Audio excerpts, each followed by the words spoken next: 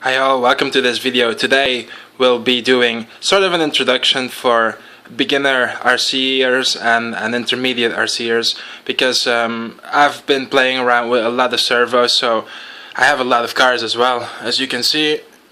So my idea is to make a playlist of videos giving some basics about servos, my experiences with them, some explanations about them. So today, as a first video and as a background as well, I'm not a racer, I'm a basher. I do go to the track every now and then, but then this is all for beginners and intermediate RCers, as I explained, and there's nothing high-end in this video, although there will be some more middle range or maybe some higher range stuff. But generally this first video is just an introduction to RC, car or truck servos for beginners, as I said. So this video we will be covering the different types of servos and the different sizes of servo. I will only be handling servos that I use for 1/18 scale, 1/16 scale, 1/10 scale and 1/8 scale vehicles that I own. I don't have anything larger. I do have one car that's smaller, that's 1/28, but that I'll very briefly touch when we go through the sizes and the types of servos we have. So let's start with the servo I have for my RC18 team associated. This is basically a micro servo, as they say, or maybe even the start of sub micro servos. This is a 9G servo. This is a mini servo, which is commonly used in 1/16 scale cars. I haven't seen this in a 1/10 scale car yet, so yeah, this one is one from a Traxxas car. So this was an RC18, so the team associated buggy. But then I do have two other 1/18 scale cars that actually use an 8G servo. These two basically, you see that this part is already a little bit smaller. You'll see the servos get even smaller when you go in lower Gs. But I only have one car that has even a lower G, so the G stand for grams of weight. So that 1/28 scale car has a 6G. It's more or less the same size as this though, maybe a little bit smaller, but you'll see them get smaller the lower you go in Gs. It's not so important because generally the smallest car you'll be running is a 1/18 scale that either use a 9G servo or a sub micro servo that has 8G or something like that basically. Then the mini servo, as I said, 1/16 scale. Then when we go to 1/10 scale or 1/8 scale cars, you'll see this size as standard. They as well have low profile ones that are now more commonly used, every time more really, for 1/10 scale drift cars and 1/10 scale two-wheel or four-wheel drive buggies. Basically to save some weight, and it's more compact, seeing that the layouts of certain cars are as well in a way that you want to save every space you can, additionally the weight as well, in particular with saddle packs inside the buggy, for example, or mid-motor configurations, and very often these lower profile servos are used. Then there are some more servos here. These are all the same size as that one there basically. These I, for example, use in this one I use in a 1/8 scale car, even though it's perfect for a 1/10 scale car as well. The Servox I have sitting in a buggy that I take to the track regularly. Maybe it is a super speed one, so maybe it won't be good for 1/8 scale car, but this could in theory work for a 1/8 scale car as well. So there we have two more servos from Hobby King.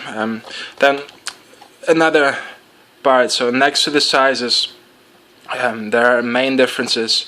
You can have plastic geared servos, you can have metal geared servos, and you can have titanium geared servos. There are as well brushless systems. I don't have any of those, so we won't be covering that in any of my servo videos.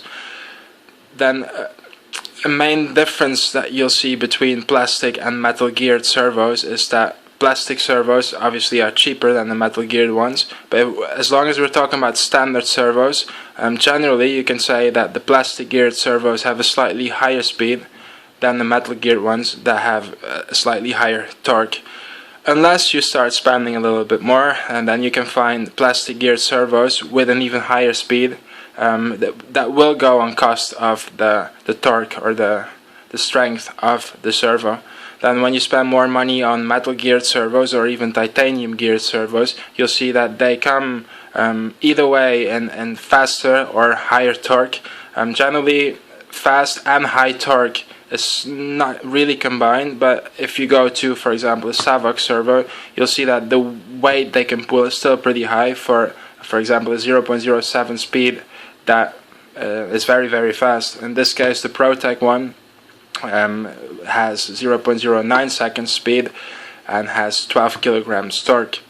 Then a standard servo this size will be between, a plastic geared one will be between 3 and 5 to maybe even sometimes 7 kilograms with a speed of between 10 milliseconds or 12 milliseconds. Then the standard metal geared servo will have plus 7 kilograms torque, but then it will be slightly slower with 0.14 seconds.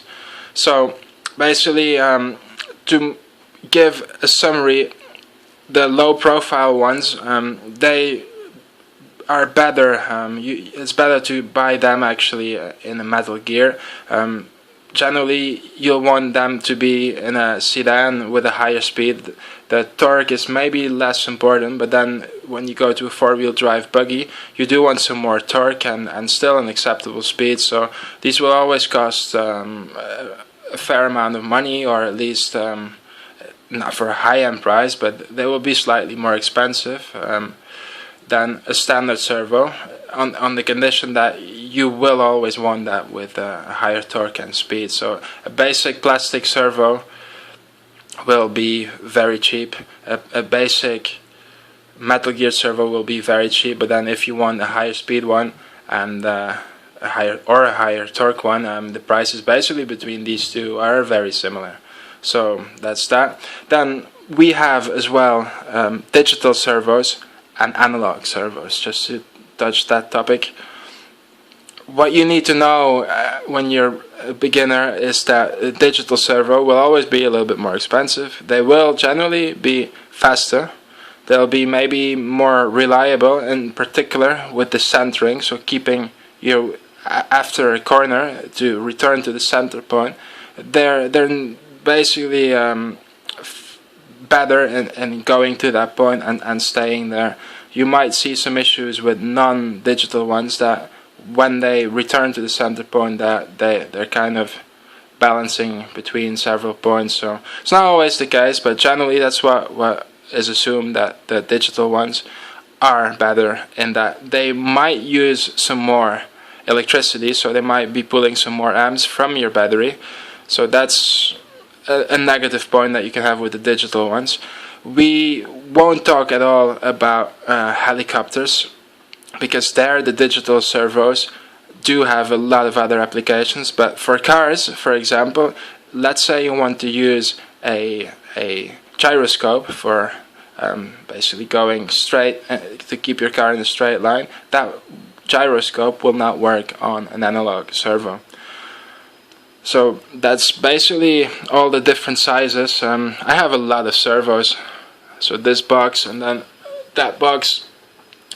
These, for example, are titanium geared. The Servox as well is digital, titanium geared. This one is digital but metal geared.